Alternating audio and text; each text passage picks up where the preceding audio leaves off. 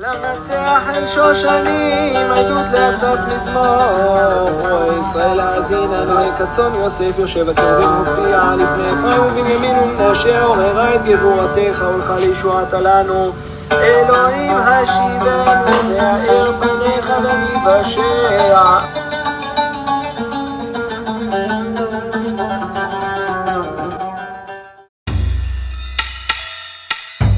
Shalom, 𝗪 𝗔𝗵 peace, grace, and welcome to this week's study. I want to give a greeting, a great shalom to everyone that's following us wherever you are, whether you're in Orlando with our brothers and sisters of Yeshua Bread of Life, or in the Dominican Republic, or anywhere else you may be here in Miami, throughout the world, to all of the greater body of Messiah, everyone that is a part of this Judeo-Christian values that we share between Jews and Christians, that the Messianic movement is a bridge of this restoration and this unity between brethren. This week we're going to be studying in continuation to what we've been doing in this series on the foundation of the original Messianic movement. With all love and respect to the modern resurrection of it, we got to know what the original movement did historically, what the text says, and what other references we can find through historical sources that are going to help us get back to the original blueprint, and we have to do some investigating. So in our last study, we spoke about the different uses of the word netzer as a wild branch, where we get the word Nazarene. It could be a resurrected branch. It could be a guardian. And so there's so much interesting connections just studying the prophetic use of that root word. Now we're going to get back to the connection of the Ebionim. Now, again, I invite you to go back and look at our series, the things that we've been putting up. Here we've been sharing with our brothers and sisters, those who especially have been following along with Kolot Shabbat. You can go back and look at the previous studies. I also have it on my page as well. Playlist so you can see and keep up, because we got to move forward. So we don't want to go over too much of the information we've already gone over, but I do have to reference some of it to keep everything connected. But basically, to recap, we have the position historically that the Ebionim, who the church fathers, not the real church fathers, but those who gave themselves that title, basically said were enemies of the Greco-Roman counterfeit they instituted once they outlawed Torah and they outlawed Jewish leadership in the body of Messiah. They excommunicated two groups, and those groups were the Ebionim, the Ebionites, and the Nazarenes.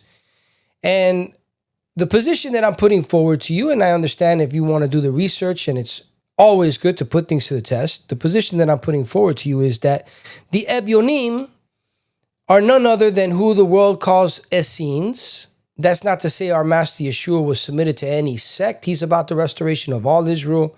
There are many Pharisees. There are many other groups of Jews who were attaching themselves to Messiah, but there was a movement that John the Baptist and Yeshua's brother James the Just were a part of. We see in the Dead Sea Scrolls this ideology of the Ebionim, the poor ones, that terminology is used throughout the renewed covenant in Luke 6, for example. And we also see that the term Bnei Or, sons of light, the saints of the renewed covenant, these are all terms that come from the Dead Sea Scrolls. Of course, there's a lot of Hillel influence as well. Lots of Hillel influence. But the idea is to see how Yeshua was speaking to different branches of the Jewish community and bringing them back together.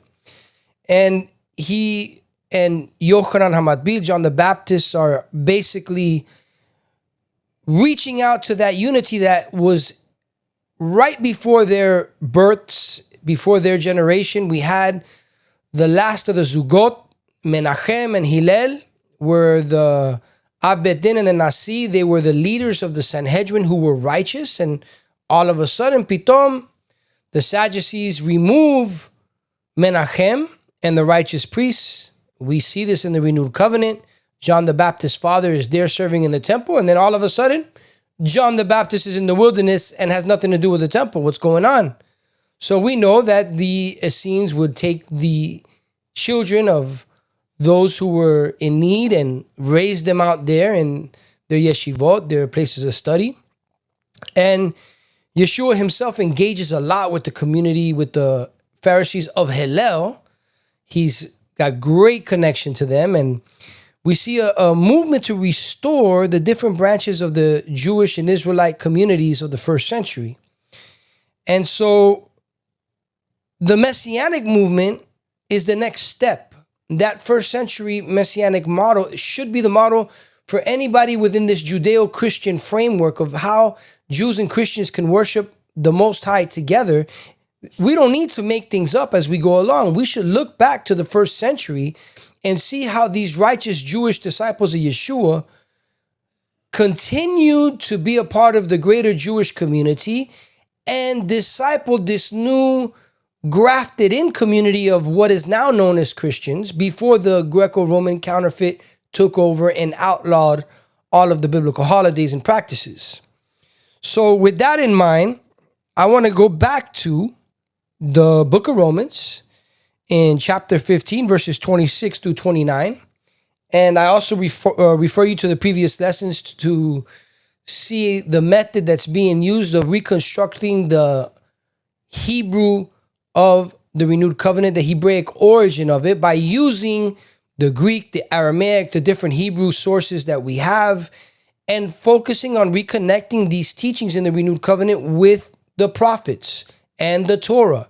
Yeshua says in Luke 24, 44 through 47, the Torah and the prophets are about him. So everything we see in the renewed covenant is a revelation, a teaching, or a fulfillment of things that are already written in the Hebrew scriptures. So we can easily make connections and reconstruct this Hebraic origin of the teachings and concepts in the renewed covenant. And that doesn't mean rejecting the Greek and Aramaic. The Greek and Aramaic are very important because we wouldn't be able to communicate with the outside world to bring them into the faith of Israel without being able to speak the language that they spoke. So this is where Rab Shaul has the famous saying, to the Greek as a Greek and to a Jew as a Jew. Basically, you communicate to your audience in a way that they can understand you. And so we explained before that Jerome himself confesses in his commentary to the Galatians that the reference to the poor ones is a reference to the apostles. That was their terminology. And he's trying to justify why they were keeping the law of Moses and justify why he rejects it. Go back and go over those previous lessons to see all of that evidence that we have. But let's just go over the verse based on these original translations. This would be the most literal Targum in connection with the Hebrew scriptures and the things that are fulfilled. But of course, go back and read any translation that you find to be trustworthy, something like the NASB or the ESV or the King James, and do your cross-reference. And so what it says in Romans 15, 26 through 29, says, "For it pleased those from Macedonia and Achaia to make a special offering for the holy poor ones in Jerusalem." So I'm going to pause there. Remember that the position we're presenting now, I'm presenting that the Nazarenes are the wild branches in the diaspora, people like Timothy and Titus, who either have Jewish heritage like Timothy, but were assimilated and mixed into the Greco-Roman world, or people like Titus who simply were coming from the nations and have a love for this Jewish Messiah and the faith of Israel. And so they're in the exile. Acts 24:5 is clear that the Pauline branch of the movement, they're the Nazarenes. So the saints, or what people call the Jewish church, really there's no such word, it's the assembly, the Kehillah, the Jewish assembly, the Jewish disciples of Yeshua are based in Jerusalem under the leadership of Yeshua's brethren, his brother Yaakov HaTzadik, who the nations know as James the Just. And here is a reference to the holy poor ones in Jerusalem. Remember, when we see in Acts, they don't hand out money to the poor. Silver and gold I don't have for you, but this I have. In the name of Yeshua, receive healing. This is what Peter and John tell to a man asking for money. So they don't hand out money. We see in Acts 4, they lay their property and money at the feet of the apostles in order to enter the movement. This is something really explained in detail in the Dead Sea Scrolls, for example. And it was voluntary. You didn't have to do this to join the movement. But if you were making that commitment and wanted to be fully committed and integrated into the movement with the saints that lived in Jerusalem, they shared all things in common. And so that is why they call themselves the poor ones, because they shared everything equally. And we're not talking about satanic communism or any of this atheist ideology. This is all based on Torah and dependency on the Creator. And so this was a voluntary thing that they would do in that time period, that it's not something Paul did with his disciples in the diaspora. It couldn't be done.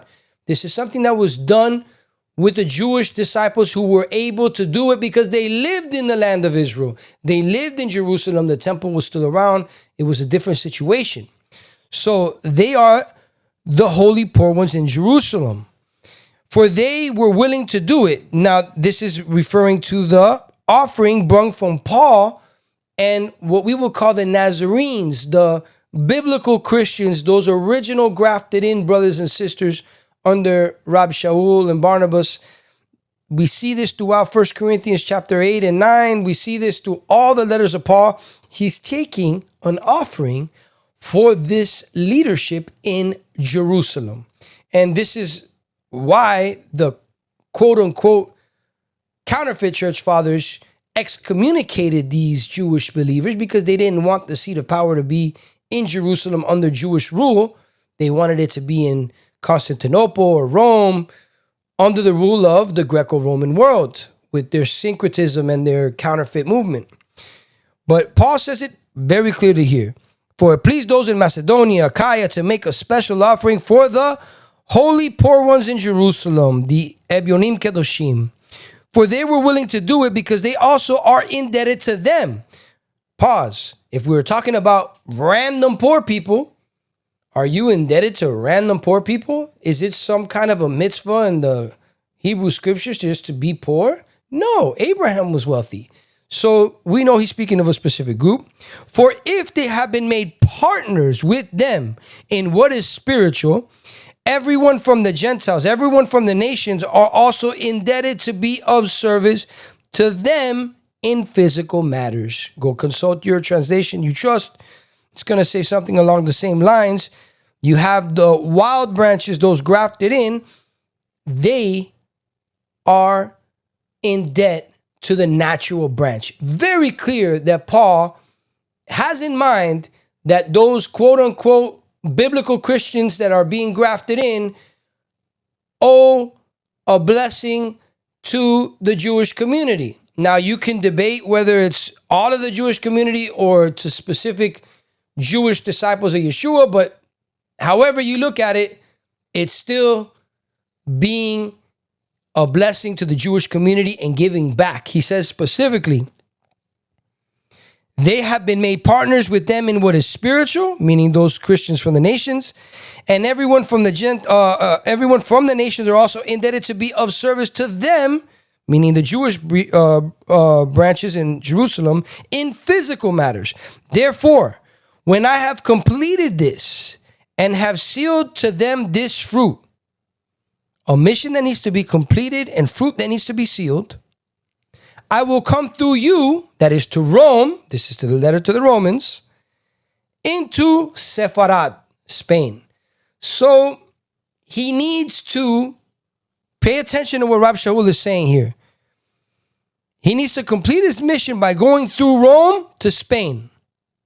And we're going to speak on that a little bit.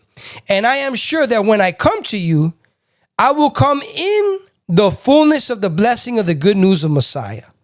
Now I want you to hear this in Hebrew. כי מקדוניה ואחיה הואילו לתרום מנחה, זה תרומה מנחה, לאביונים הקדושים, אשר בירושלים, Jerusalem is where it all began and where it will all end. רצו משום שגם חייבים הם להם, שכן אם הגויים השתתפו בנחלתם כחברים בדברים רוחניים, חייבים הם לשרת אותם גם בדברים חומריים. לכן, אחרי שאגמור זאת, אחתום להם את הפרי הזה, אעבור דרככם לי ספרד. כי יודע אני, שכאשר אבוא אליכם, במלוא ברכת בשורת המשיח אבוא. Pay attention to that last part. מלוא ברכת בשורת המשיח. Which is translated, the fullness of the blessing of the good news of Messiah. Fullness. Remember Romans 11. The fullness of the nations.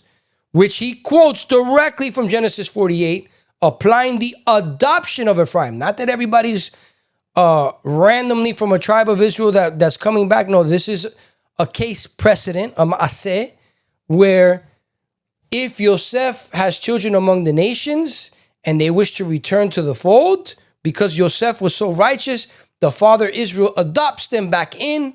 And so in that same prophetic path, Yeshua, who is exiled from the community, only to bring in children from the nations that want to be reconnected to the Jewish root. This is the adoption of Ephraim. And so this includes restoration of someone like Timothy, but it also includes the adoption of people like Titus. This is why you have the whole analogy of Ephraim and Menashe, which we've gone over in the past. But what's interesting is that Rab Shaul here is specifically working with the prophecy of Obadiah and Isaiah 66. And so in Isaiah 66:20 it says, and they shall bring your brothers out of all the nations as an offering to Adonai. And so this is also something that the sages of Israel, the Pharisaic sages, say in 𝗵𝗔 63a, for those who don't believe that they understood, well, everyone knows Genesis 12:3 is about being a blessing to the children of Abraham. But how are they blessed in response to that is to be grafted in. And that's what Paul's saying. You're blessed by them in spiritual matters. Bless them in physical matters. And this is why every nation that has been a blessing to Israel, to the Jewish community, has been blessed. And when they haven't, they've been cursed. Think of the Spanish and Portuguese empires, the offshoots of the Roman Empire, the greatness they had, and the minute they started persecuting in full force, because there was always ups and downs, but when they went full force with their inquisitions, hunting down Jewish believers, and even trying to force the non-Jewish, the Jewish people who were not believers, and do forced conversions and persecutions and expulsions, you saw how that went. The Spanish and Portuguese empires went downhill, and who rose up to power? The British Empire. And what did they happen to do? They happened to give freedom of religion to the Jewish, freedom of faith, freedom to practice their faith to the Jewish community. And who was it that solicited that freedom? Well, we'll leave that for later, but that's Menashe ben Israel, another Marano, another converso who solicited Cromwell to open the doors back up. And that's why in the Americas, the colonies under British control became a safe haven for the Jewish community. And it's all prophesied here. So in 𝗵𝗔 63a, we see, and Rab Eliezer said, what is the meaning of that which is written? And in you shall all the families of the earth be blessed. 𝗪𝗑𝗪𝗏 כל משפחות האדמה. Genesis 12:3. The Holy One, blessed be he, said to Abraham, I have two good shoots to graft into you, Ruth the Moabite, and ancestress of the house of David, and Naamah the Ammonite, whose marriage with Shlomo led to the ensuing dynasty of the kings of Judea. So the house of David is supposed to graft in.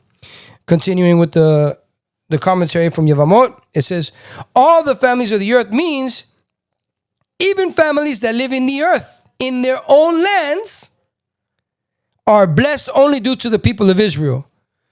Similarly, when the verse states all the nations of the earth will be blessed in him, it indicates that even ships that come from Gallia, that is the Gaul, it's also connected to Sarfat, prophetically to modern France, and to Hispania, which is Sepharad, are blessed only for the sake of Israel.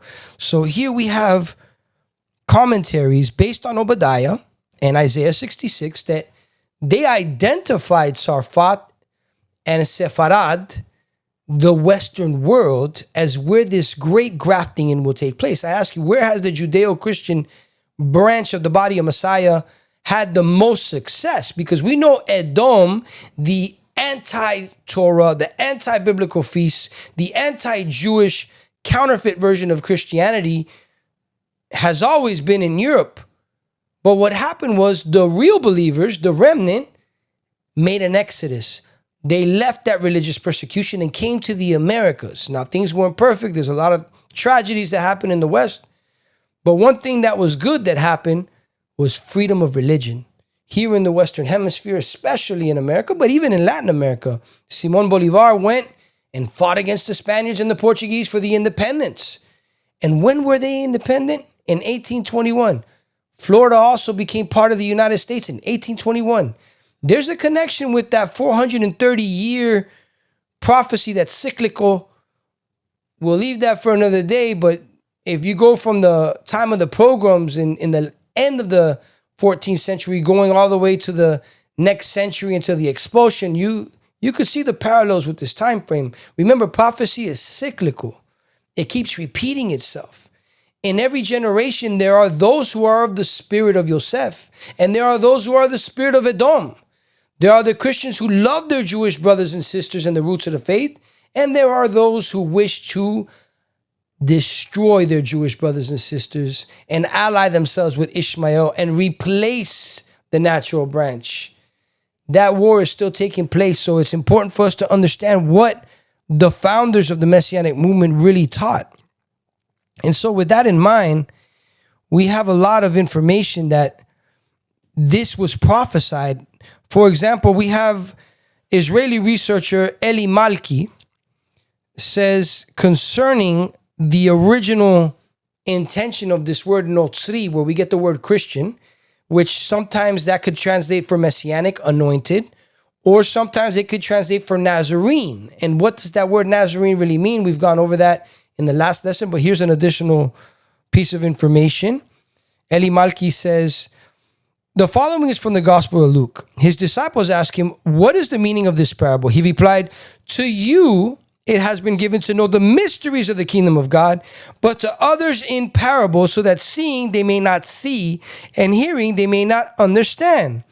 We have already seen that the rules of the Essene sect stipulated that the teaching of the sect should be kept secret. If Yeshua's nickname had come from being a native of the city of Nazareth, he would have been Yeshua the Natsrati and not Yeshua the Notzri. Moreover, calling Yeshua's disciple Notzrim or Netzarim in the sense of people from Nazareth is certainly not correct. In other words, his disciples aren't from Nazareth. They're from all over the world, especially those under Paul. Despite this, we find in the book of Acts 24:5 the name of the sect, Notzrim, referring to Yeshua's disciples after his death, specifically those under Paul. We find this man Shaul in the form of a plague, inciting riots among all the Jews throughout the world. That's the first group. And leader of the sect of the Notzrim. So these wild branches. What else can this word mean? The word Notzrim means guardians in Hebrew, and it is usually used in context of keeping a secret. In light of the esoteric dimension that Yeshua gives to his teaching, it is not impossible that the name Notzrim simply means guardians of the secret. And he originally gave this information in Hebrew. He said, Le'or ha'ma'amad ha'ezotori she'Yeshua noten la Torato lo min ha'nimna she'Hashem Notzrim perusho pashut shomrei hasod, keepers of the secret. And this comes from Isaiah 48 verse 6, which in English it says, you have heard, see all this, and will you not declare it? I have made you hear it. I have made you hear of renewals, guarded secrets you did not know. Literally translated from the Hebrew, it says, Shamata chazeh kula, ve'ata halo tagidu, hishmiaticha chadashot me'ata u netzurot velo yadatem. In other words, the chadashot, these renewals. You are a renewed creation, something that was not known. And that's what the netzurot or natsrut, however you want to read it, these guarded secrets, those who are hidden. And especially for those of us from the Anusim, the secret Jews, the crypto-Judaeos of Spain, we identify with the movement of Jewish believers who were underground for persecution of the Catholic Church and also for being excommunicated from the mainstream Jewish community. Jewish believers in Spain, Italy, and Portugal had to preserve their faith within their families and communities in secrecy. But this is nothing new. Things like this have happened over the centuries and time periods. We've gone over this in the time period of Hanukkah. This is especially something we see during the Maccabean period where the Greeks were forcing the Jewish people to eat pork and deny Hashem and break the Torah. Same thing the counterfeit false Christian movement was doing to the Jewish believers, persecuting them, trying to make them eat swine, trying to make them go against the law of God. Heaven forbid. This was never the message Yeshua taught. This was a counterfeit movement. And so we see Rashi explains this passage. I let you hear new things from now. Now I return and let you hear new things that are new to you. But to me, they are revealed from time immemorial. And hidden things guarded in my treasure houses, and you did not know them. We can connect this with 2 Corinthians 5:17. Therefore, if anyone is in Messiah, he is a new creation. So if you were a goy, you were a pagan, heathen, Gentile, worshiping demons like Caesar, you're no longer that. You're a new creation. But neither does the apostle call you a Jew. There's a name that was given to Paul's branch of the movement. Notzrim, Nazarenes. The old things passed away. Behold, new things have come into being. And this is a direct wordplay from Isaiah 48:6. It says, Al ken me'ata ein anu makirim ish al pi re'ut habasar, vegam im hikarnu et HaMashiach al pi re'ut habasar, hare ka'et einenu makirim oto od be'ofen kazeh. Al ken, mi shenimtza, this is the part that I wanted to get to. Mi shenimtza b'Mashiach hu bria chadasha. Hayeshana avru, hine nivru chadashot, new creation. Therefore, if anyone is in Messiah, he is a new creation. The old things passed away. Behold, new things have come into being. And again, we see in Isaiah 65 verses 1 through 5, the following. I was sought by those who did not ask for me. I was found by those who did not seek me. I said, behold, I am here unto a nation, a goy, that was not called by my name. I have spread out my hands all day to a rebellious people who walk in a way that is not good, after their own thoughts, a people who continually provoke me to my face, offering sacrifices in gardens and burning incense on bricks, who sit among the graves and spend the night in secret tombs, netzurim, the negative connotation of netzer, eating swine's flesh, and the broth of abominations are in their vessels. They say, keep to yourself and do not come near me, for I am holier than you.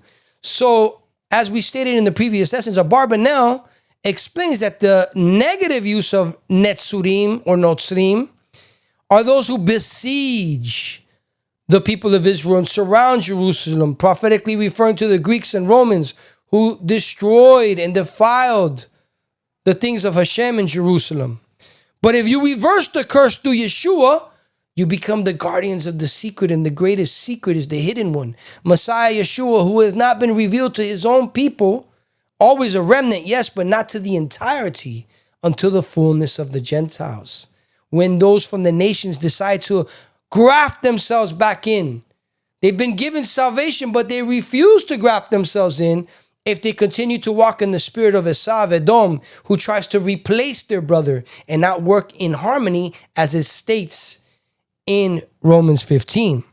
And therefore, in Romans 10:19 and 11 through 1, we get the saying that says, but I asked, did Israel not know?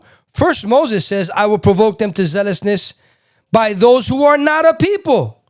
I will anger them by a foolish nation or a foolish Gentile. Deuteronomy 32:21. And Isaiah boldly says, I was sought by those who did not ask for me. I was found by those who did not seek me.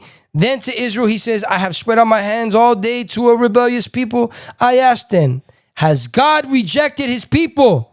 The question is out there because of all these supposed right-wing Nazis surfacing their heads anew and trying to condemn the people of Israel. The body of Messiah is being divided. Choose your side.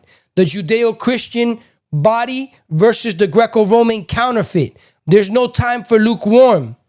The Messianic movement needs to take their place as the next step in the Judeo-Christian movement of God to restore the body of Messiah back to Zion and bring the testimony of Yeshua back to the Jewish community correctly without all the pagan additions. And so what we also see this story in Isaiah of eating swine in a grave and practicing witchcraft.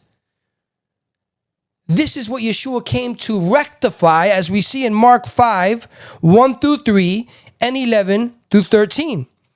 Then they came to the other side, Sitra Achra, this means the other side, from the holy to the unholy, to the land of the Gerushim.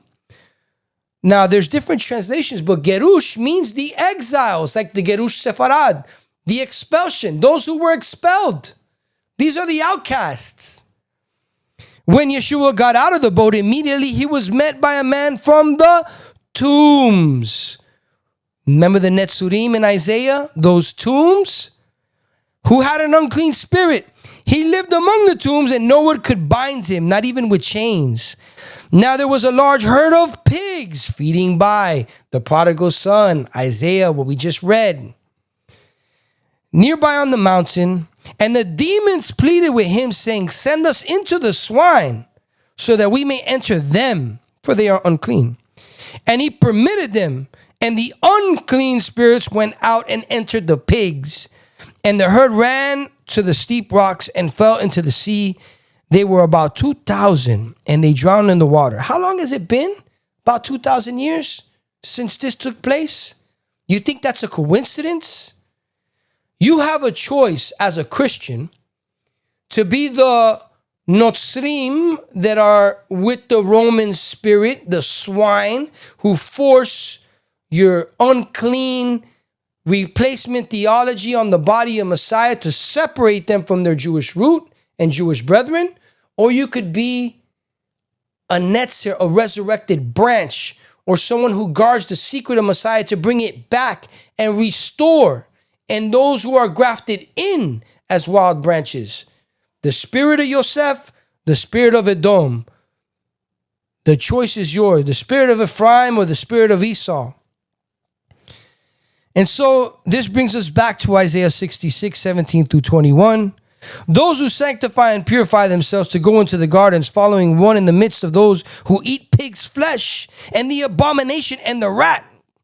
We know that refers to Ishmael, but let's not get into that right now.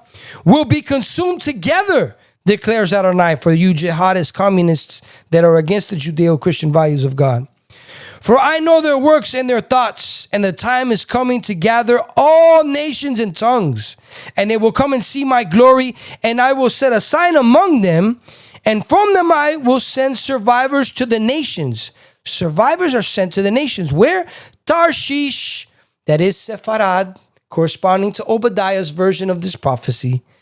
Put of Libya and Africa, Lydia, with its skilled archers, and Tubal, some say Italy, and Greece, the coastlands afar off, who have not heard of my fame or seen my glory. And they will declare my glory among the nations. Who's declaring the glory of Adonai to bring the nations into the faith of Israel? It was the apostles of Yeshua. And they will bring all your brethren from all the nations as an offering to Adonai. Remember what we read in Romans 15? Terumat mincha? On horses and on chariots and on stretchers and on mules and upon swift camels. To my holy mountain, Jerusalem. To Jerusalem, not Rome, not anywhere else in the world. Says Adonai, just as the children of Israel bring their grain offering in a clean vessel to the house of Adonai. And also some of them I will take for priests and for Levites, says Adonai. So some of them from among the nations are going to be taken as Kohanim? Radak explains most beautifully on his commentary to Isaiah 66, 20 through 21. And in the words of our sages of blessed memory, and also from among them I will take, meaning from those who bring them and their offering, and they are coming to go up. This one is Israel, this one is a priest, this one is a Levite, such as those who were sold as bondservants and forgotten, and the forcefully converted to become as Gentiles, meaning the Anusim. Sepharad, Spain, the Anusim, the crypto Jews, the hidden Jews, this was already prophesied.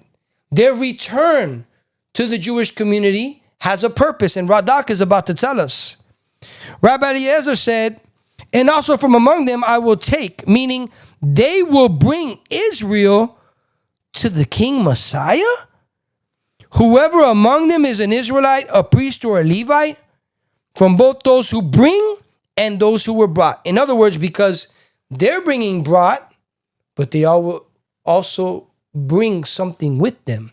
What is it that those of us from the Anusim, those descendants of Jewish believers who were forced into the counterfeit Catholic Greco-Roman system that had you eat swine and reject the biblical feast for pagan holidays?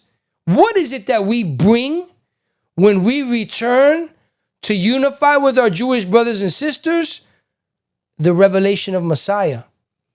And who is this Messiah, this hidden one? His name is Yeshua the Nazarene, which can also be read as Yeshua the hidden one. The real Yeshua, not the counterfeit. This was all prophesied in Genesis with the story of Yosef Harishon, the first Joseph, who was rejected by his brethren and sold by his brethren, but only for a greater good when he becomes ruler among the nations. But the nations clothe him as an Egyptian.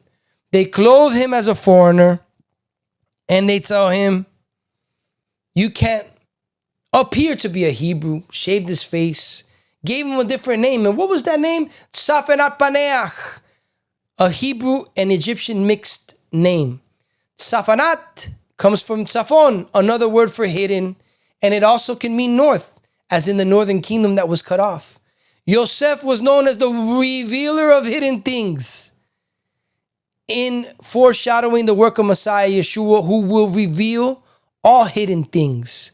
Remember when his disciple Peter had that revelation of who he was, and he said to Peter, who do you say I am? Who do the people say I am? He didn't say they rejected him. He said the Jewish people believed him to be a prophet. But he said, who do you say I am? Shimon Kefa Bar Yonah. He said, the Messiah, the Son of the living God. And Yeshua told him, don't tell anyone. Because there's a time to reveal and a time not to reveal. He knew he would be sent to the nations like Yosef. But the time for revelation has come. The time to reveal the real Yeshua, the Jewish Messiah, has come. The fullness has come. Those from the nations that don't want to be grafted in, stay over there in Edom.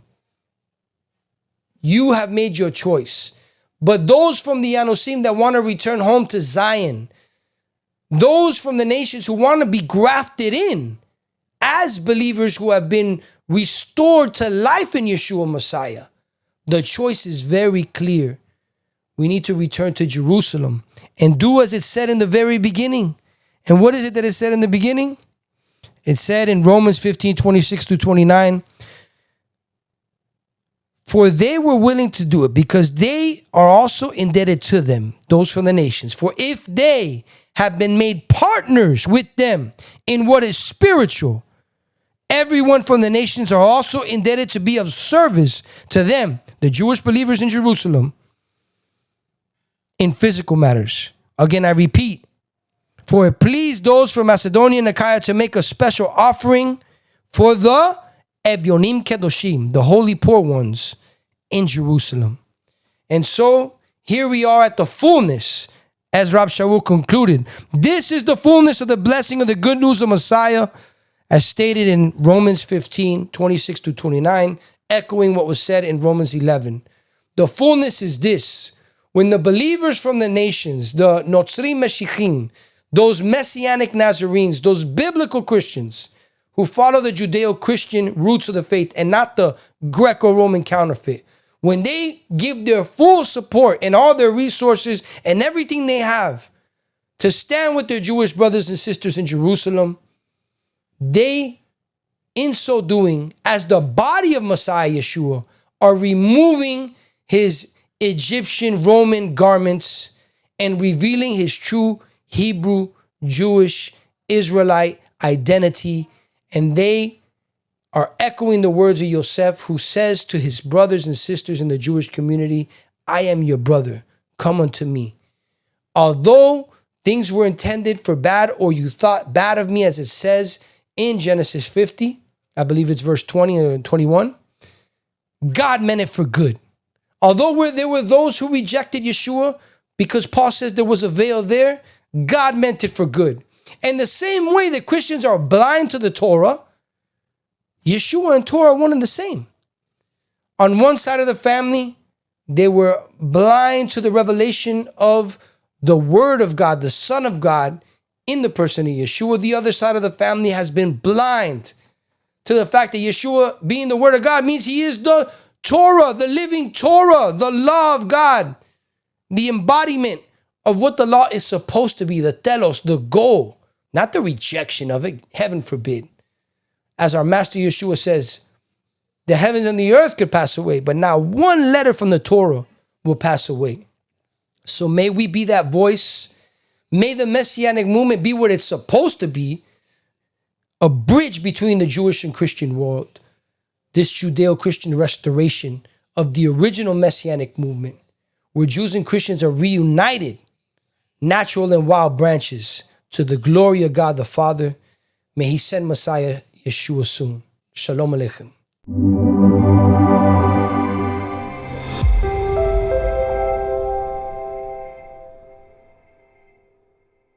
למנצח אין שושנים, עדות לאסף מזמור. ישראל האזינה, 𝗏𝗏𝗀𝗏𝗏 יושב הצורדים מופיע לפני אפרים ובנימין ומשה, עוררה את גבורתך, 𝗪𝗏𝗏𝗀𝗏 לישועתה לנו, אלוהים השיב